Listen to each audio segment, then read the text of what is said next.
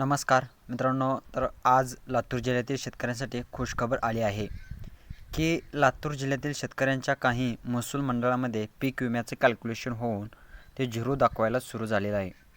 ज्या ठिकाणी calculation awaited होतं त्या ठिकाणी आता रक्कम झिरो दाखवायला लागलेली आहे.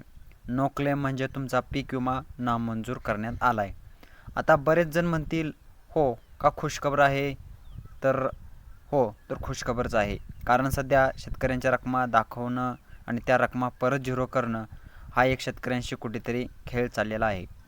या पार्श्वभूमीवरती कमी कमी जी रक्कम झिरो झाली तर ती आपला पीक विमा नामंजूर आहे हे समजून शेतकरी कुठेतरी भांडायला तरी मोकळे झालेत. मित्रांनो, एकंदरीत आपण जर पाहिलं तर खरीप हंगाम 2024, रब्बी हंगाम 2024, बुलढाणा, धाराशिव, लातूर, जालना, परभणी, यवतमाळ, नागपूर, चंद्रपूर किंवा एकीकडे जळगाव, धुळे अनेक साऱ्या जिल्ह्यामध्ये पीक विम्याचे कॅल्क्युलेशन दाखवलं गेलं. रकमा देखील दाखवल्या गेल्या. पूर्वीचं ॲक्युरेट केलेल्या 25% किंवा पीक विमा, त्याच्यानंतर पोस्ट हार्वेस्टचा आलेला पीक विमा, त्याच्यानंतर झालेल्या एलडब्ल्यूचा पीक विमा याच्या तफावत रकमा दाखवल्या गेल्या.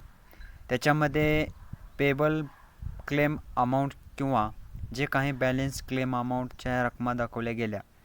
या भरोशावरती लाखो शेतकऱ्यांनी आपला पीक विम्याचे अर्ज भरले. शासनाने त्या टायमाला मुदतवाढ दिली. त्याच्या अंतर्गत कमीत कमी 10 ते 15 लाख शेतकरी एक्स्ट्रा या पीक विमा योजनेत सहभागी झाले आणि योगायोग काय तर पीक विमा योजनेचे अर्ज भरले गेल्यानंतर त्या रकमा पुन्हा एकदा झिरो झाल्या. मग शेतकऱ्यांच्या भावनांशी खेळ चाललेला आहे का?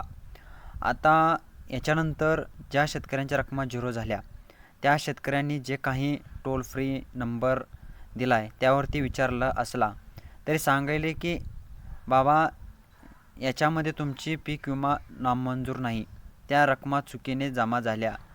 तालुका कृषी अधिकारी विचारणा केली तर त्यांचे हे उत्तर तेच येते की काही याच्याबद्दल आम्ही माहिती देतो, अद्याप आमच्याकडे अपडेट नाही किंवा पोर्टलवरती अपडेट होत आहे. याच्यामध्ये बऱ्याच साऱ्या लोकप्रतिनिधीच्या माध्यमातून हो पीक विमा मंजूर झालेला लवकरच वितरण करण्यात येईल सांगण्यात आलेलं पोर्टल ही तांत्रिक कारणास्तव अपडेट होत होतं. ते पोर्टल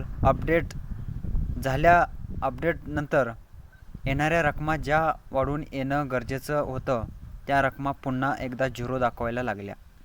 याच्यामध्ये पीक विमा नेमका मंजूर झाला आहे का नामंजूर झाला आहे, याच्यामध्ये पीक विमा कंपनी शेतकऱ्यांशी खेळ खेळते, सरकार पण शेतकऱ्यांशी खेळ खेळतं आहे का? पीक विमा पोर्टल जे काही राबवलं जातं आहे ते सेंट्रल गव्हर्नमेंटचं पोर्टलशी शेतकऱ्यांशी खेळ हा एक प्रश्न या ठिकाणी निर्माण झालेला आहे. कॅल्क्युलेशन केलं जातं, पीक विमा कंपनीच्या माध्यमातून कॅल्क्युलेशन केलं जातं सांगितलं होतं.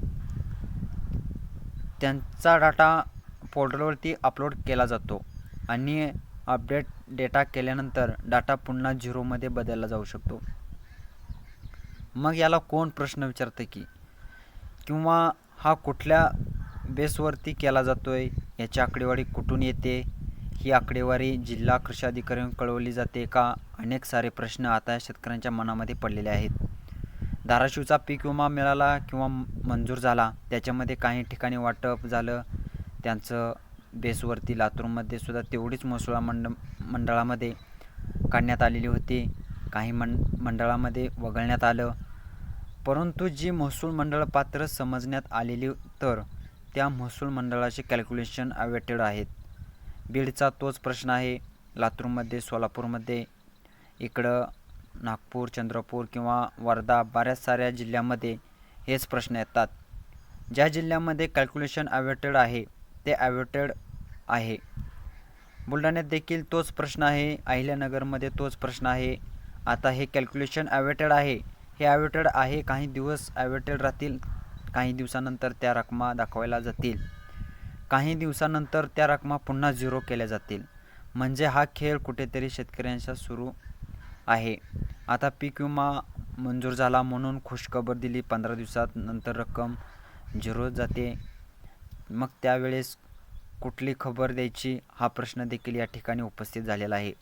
त्याच्यामुळे याची कुठेतरी गांभीर्याने चौकशी लागणं गरजेचं आहे की पीक विम्याचं कॅल्क्युलेशन कसे होतात, झालेले कॅल्क्युलेशन बदलले कसे जातात, ही महसूल मंडळामध्ये नुकसान झालेले जे महसूल मंडळं पीक विम्याच्या प्रतीक्षेत आहेत, उदाहरणार्थ धाराशिव जिल्ह्यातील जवळा महसूल मंडळ हे 0 पीक विमा करण्यात आलं आहे.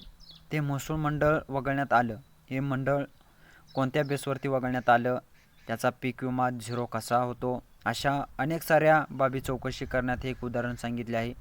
फक्त असे प्रत्येक जिल्ह्यामध्ये तुम्हाला प्रत्येक ठिकाणी ही महसूल मंडळं मिळतील की ज्या ठिकाणी अशा प्रकारच्या पीक विम्याचं ज्या गंभीर्याने बाबी त्या गंभीर बाबी दिसून येतील. वाशिममध्ये असेच, यवतमाळमध्ये असेल किंवा इतर काही ठिकाणी असेल, भरपूर सारी महसूल मंडळं जी बाधित आहेत त्यांची आकडेवारी बाधित म्हणून दिसून आली आहे, परंतु त्यांचे पीक विमा मंजूर केला जात नाही. आता जे काही पीक विमा मंजूर केला होतो त्याची रक्कम दिसते आणि 0 होते. पीक विमा रिजेक्ट होतो का त्याचं कॅल्क्युलेशन 0 दाखवलं जातं, त्याची परत रक्कम दाखवली जाते, परत ती रक्कम हटवली जात आहे. जे काही प्रकार होतो आहे तो प्रकार हा होतो आहे. त्याच कुठेतरी कृषी विभागाने स्पष्टीकरण देणं गरजेचं आहे. तर मित्रांनो, तर कसं वाटलं आजचं एक पीक विमा संदर्भात महत्त्वपूर्ण असा अपडेट.